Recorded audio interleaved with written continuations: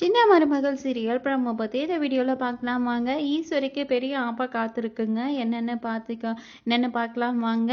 நம்ம ஈஸ்வரி பார்த்தீங்கன்னா குழந்தைய வச்சு ஒரு நாடகமெல்லாம், அதாவது கலகமெல்லாம் இந்த வீட்டில் வந்து எல்லாரும் அவங்கவுங்க பாட்டுக்கு அவங்கவுங்க வேலையை பார்த்துட்டு இருக்காங்க.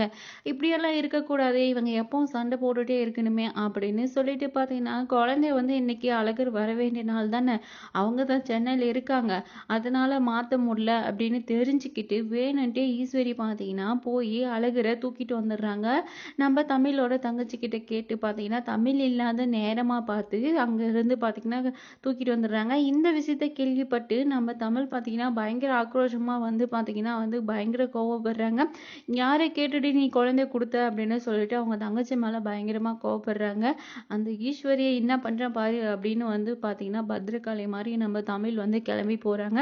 2 குழந்தை அவங்களே வச்சுப்பாங்களா? ஒரு தாய்கிட்டேருந்து குழந்தை பிரிக்கிறமேன்ற கொஞ்சம் கூட மனசாட்சியே இல்லையா அந்த வீட்டில் யாருக்குமே இல்லை அப்படின்னு சொல்லி வீட்டில் இருக்கிற மொத்த பேர் மேலேயும் கோவம் வருது.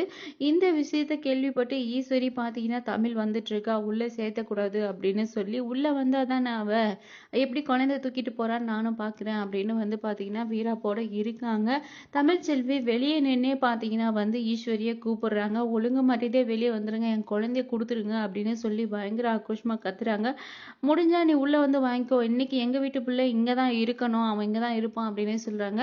அது எனக்கு தெரியாது, அது உன்னோட பிரச்சனை அப்படின்றாங்க. மீனாட்சி இன்னும் வரலையா அப்படின்னு சொன்னதுக்கு ஒழுங்காவே பதில் சொல்ல மாட்டேன்றாங்க.